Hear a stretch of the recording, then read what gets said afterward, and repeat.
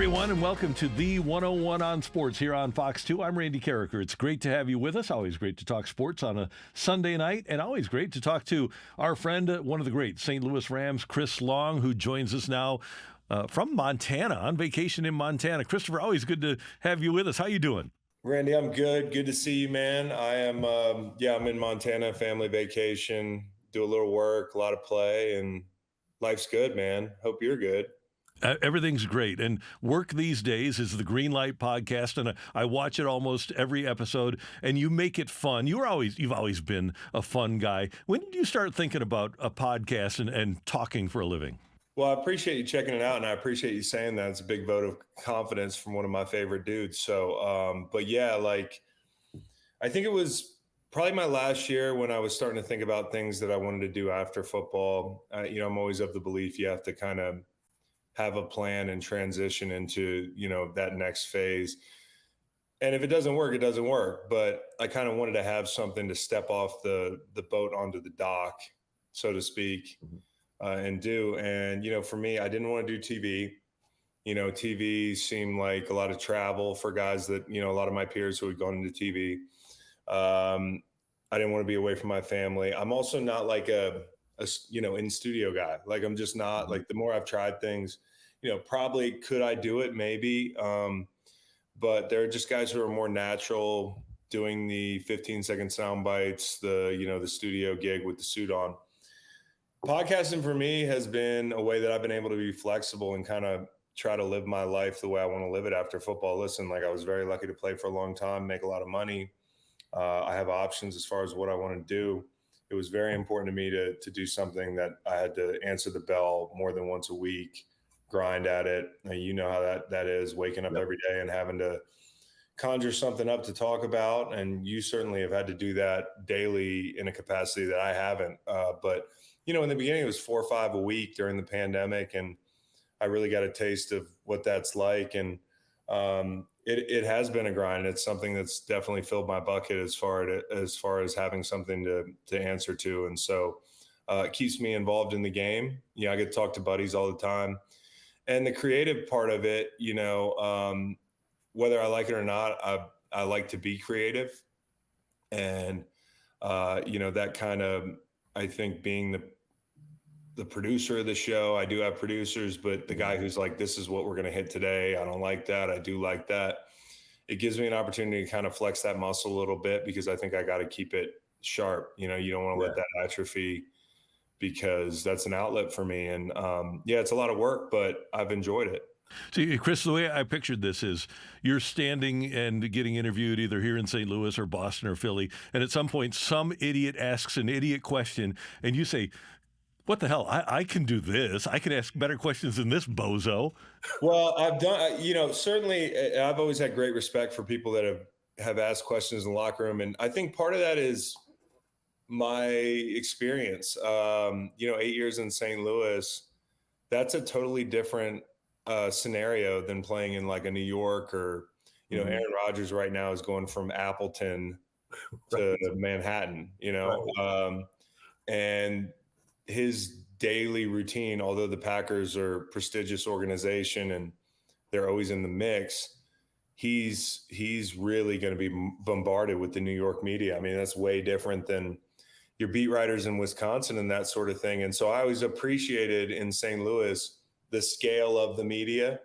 It was just more relaxing. Even when we were struggling, I felt like guys were really professional and tried to ask good questions. And so, I've come across a few people who have asked me questions that I think weren't well thought out, but I also have put myself in their shoes now in this second act. And, as the interviewer, I think it's easier than I thought to fall into one of those pitfalls. And I've certainly honed my skills there. But, there's still times where I'm that guy asking the dumb question. And, I think what you realize being the guy who's been interviewed is, like, for the most part, people are just going to be cordial and answer the question, even if it's not perfect. But I'm always striving to avoid that, by doing research, by kind of enthralling myself in whoever it is we're interviewing. And in the beginning, that was very easy. Like, I would spend too much time prepping. And as you get going, you learn to work smarter, not harder. but it's key to not lose the interest factor. You got to be interested like you were when you were a rookie, but you have to work a lot smarter, and that's kind of kept me going. Okay, Chris, so for people that haven't seen the Green Light Pod, they can go to any podcast platform and find it. Okay, the favorite non-sports guest that you've had so far? Paul Nicklin, probably. I mean, and I'm surprised that I was able to conjure up an answer that quick, but we've had a lot of non-football guests, from producers of movies to, somebody like Paul, to, people on the fringes of the sports world that, maybe we're learning a little bit about F1 or something like that. Like, to me, that's all non-football. That's all, in my wheelhouse. I almost get bored doing the football stuff. I love the football stuff, and people eat it up. But for me, one of the biggest struggles sometimes is honing it in and not just doing wacky off the wall stuff that I love to do. So Paul Nicklin was great. He is a biologist that, he's worked for Nat Geo for a long time, photographer as well. And kind of, if you see a video of a giant walrus fighting another giant walrus on a rock, like, chances are that was Paul Nicklin. Like, this guy has sat and drank coffee next to Kodiak bears in Alaska.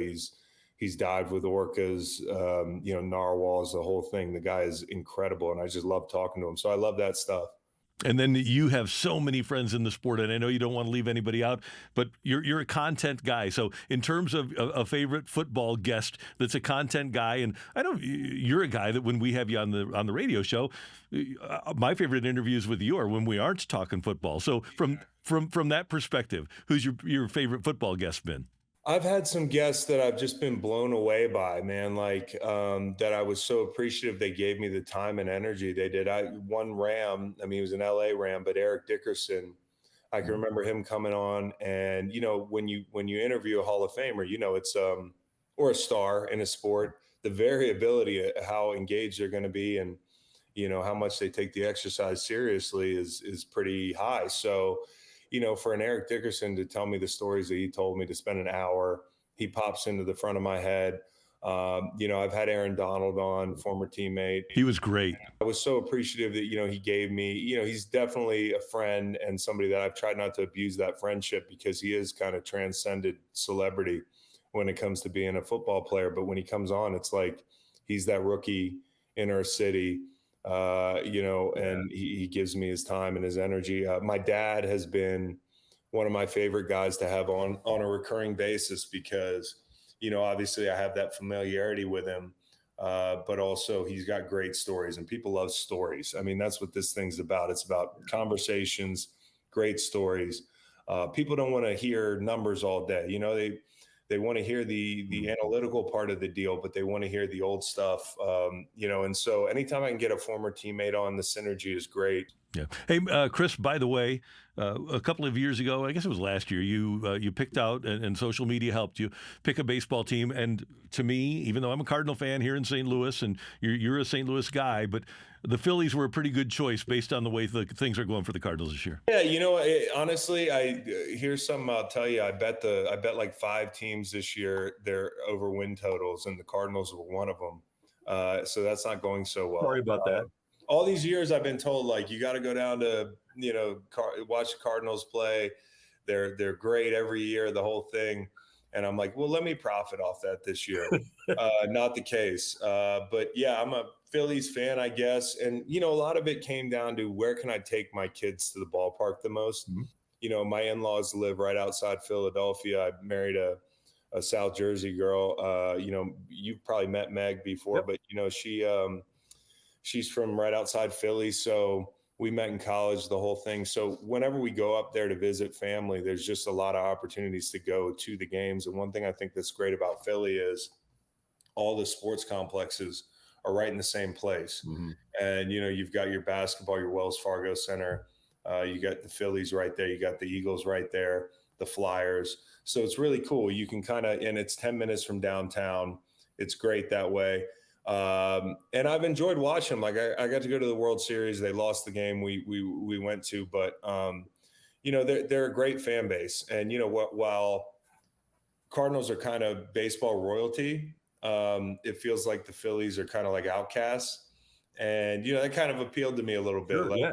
if I say in 2021 or whatever it is, whenever I decided I'd get into baseball again, that I'm a Cardinals fan, a lot of people would say, hey, you're a front runner. Yeah. But I do support the Cardinals, and I look forward to coming back to more games. Yeah. Chris Long with us on the 101 on Sports coming up. We all here in St. Louis, we miss training camp, and we miss it because of guys like Chris Long and some of the hijinks that happened over at Rams Park. We're going to get some of those great stories next on the 101 on Sports here on Fox 2.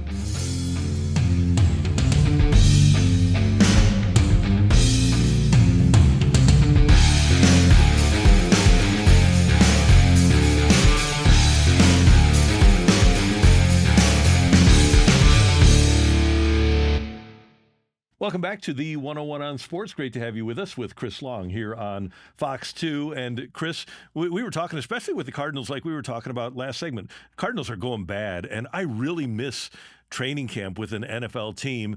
And once you got here, training camp changed because you're a fun guy and you had fun with your teammates. And it wasn't just training camp, but I want you to tell stories about your favorite hijinks and pranks with the Rams. Man, we had so many, and a lot of people think, hey, you play pranks, you have fun, you can't possibly be working hard. Those two things can happen at the same time. We just happen to not be very good, but all the more reason to try to have fun when you can, because I think as a leader on a team, and I got to wear a captain on my chest and that sort of thing in St. Louis, like a lot of your responsibility is to curate the vibe. And there's some days where the vibe has to be get our what together, guys, but some days you got to have some fun, and Jeff was great about that. Jeff Fisher was great about that. He understood it, and he gave us the space to play pranks. And like we had Smack Cam, which was a lot of fun. Most of the time it was basically like if you wore your issued gear around the facility. So if you had your free gear that the Rams give you with the logos on, you were eligible to get hit in the face with a plate full of whipped cream or shaving cream. And it was the dumbest game in the world. But one day during training camp, it kicked off and it just didn't stop for 2 months. And I can remember, because we've had guys that would go to like Walmart in their full warm up, and we used to give them crap about it because, like, hey man, if you want people to know you're in the NFL, play better. It's that kind of. It was born out of that spirit. But I can remember one morning having to wake up early. I hated waking up early. Like everybody knew it. I was at the facility last, but I would stay the latest, so I'd be there late. I'm a night owl. And I get there last, and I remember I was getting in the door, and Julia with the Rams was like, "Hey, we really need you for this interview. James Laurinaitis has bowed out," and I was like, "Well, I'm not going to be in the right gap today." And James had me sit in the seat and do the interview that he was supposed to do, and I forgot because it was early in the morning. I had team issue gear on. It was a live hit for NFL Network. And Cortland Finnegan, like a little leprechaun, takes 3 bounds from off camera to on camera up in that dark interview room up there and just obliterates my face with whipped cream on national television. I got the whole thing on my face. I'm trying to get it off. I'm trying to conduct the interview. We definitely pushed the limit when it came to that stuff. We also, I can remember, and this is an example of like a time in the season where you got to keep the big picture in mind. We're eliminated like most years, and we're going up to Seattle to play the Seahawks. And we didn't have to worry about playing well against the Seahawks. Our defense especially always brought it against the Seahawks. So it was really about cutting the tension a little bit on trips like that. And the day before we went up to Seattle, the D-line room, we were meeting, and Tremaine Johnson and a couple guys were running by our D-line room and throwing little pieces of ice in and shutting the door and running down the hall like a bunch of children. And, you don't pick on the D-line room because we're the most immature, but we're also the most well-paid, especially on that St. Louis team. Mm-hmm. And so, our immaturity knows no bounds. I thought of something before we got on the bus. I said, I want to call a carpenter and I want to call a tow truck. And I went to Jimmy Lake, and Jimmy Lake, who was the head equipment guy, who's my dude. I actually saw him a couple months ago. Um, Jimmy Lake said, I got a couple guys for you. I called the dudes. I said, I need all the guys towed, the DBs, all towed out in front of, if people know Earth City, they know the facility, which is now the Russell Athletic Center or whatever. And across the road, there's a big field. So I towed all their cars out right before they got on the bus. I went and stole all their keys and put them in a bucket for the tow truck driver. Towed all their cars out, had the carpenter come and build houses around each of their cars with no doors, no windows. They were solid houses. And they had Christmas lights because it was like week 16 or whatever it was. They had mailboxes with their numbers on them and a sign that said DBville. So these guys had no idea that what was going on while we were in Seattle. Obviously, they were handling their business. And when we rounded the corner at midnight to get back to Earth City, we saw what had been rumored to have happened on the flight home, which was there was a neighborhood erected with all these guys' cars in the houses. And the only way to get the cars out was via chainsaw. So you've got guys out there, it's 10 degrees, the wind's whipping, it's 2 a.m, and you got chainsaws going off, trying to get these cars out. I remember that prank pretty fondly. I remember a time not so fondly where me and William Hayes took it too far. James Laurinaitis, for no good reason, we decided we would ruin his new Audi. He had an Audi. We went to actually in the break between practices down to that post office, and we were down there to get bubble wrap to put in James Laurinaitis' car, and we heard crickets in the back room. So me and Will look at each other and we're like, we need to get to these crickets. We need to. So as soon as we said that, the guy from the bait shop walks in and he's picking up like 30,000 crickets. And we're like, hey, man, can we get some crickets? He's like, well, what do you have for me? And we're like, well, I don't know if this is legal, but let's do tickets for crickets. So we trade the guy some tickets. He gives us 10,000 crickets. And we drive back to the facility in the break, and we put them all in James's car. Now, that night when James came out, we helped him clean his car out as if we were really bummed for him, and noticed a terrible smell. And the smell was 10,000 crickets that had crawled into his vents and died. So long story short, James had to turn his Audi back in. And we got caught on CCTV because there was a big, there was like a surveillance video in the indoor. And William Hayes still denies it to this day, even with the footage. With the video. Yeah, I can remember sitting in our security officer's office and watching the video with James and William, and William's denying it. It's beautiful. Chris Long with us on the 101 on Sports. Chris doing amazing things to help the world. And here in America, we've got some amazing and awful things that are happening that Chris Long and his Water Boys project are trying to solve. We're going to talk about that as we head down the stretch on this edition of the 101 on Sports here on Fox 2.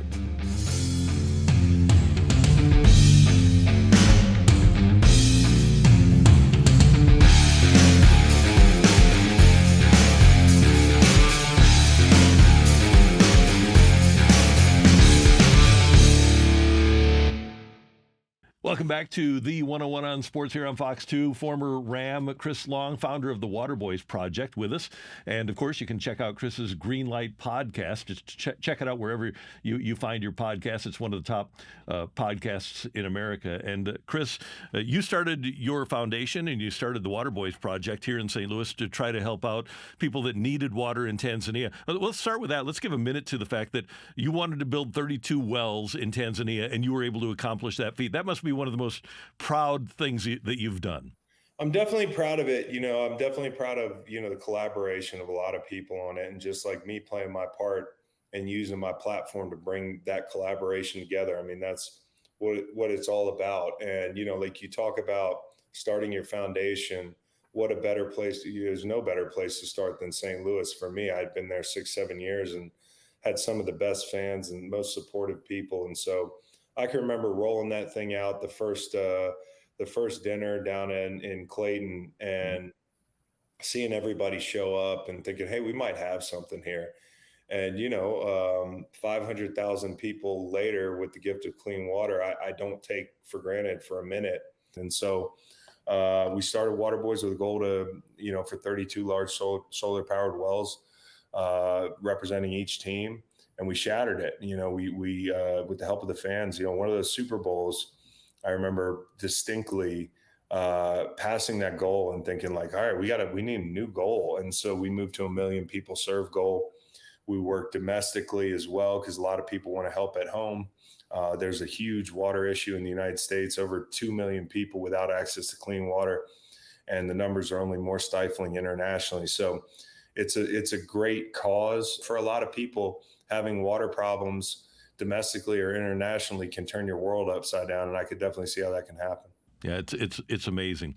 Chris, it's always great to talk to you. Hey, and you were invested in this community. You still are invested in St. Louis, and you spent your summers and falls here.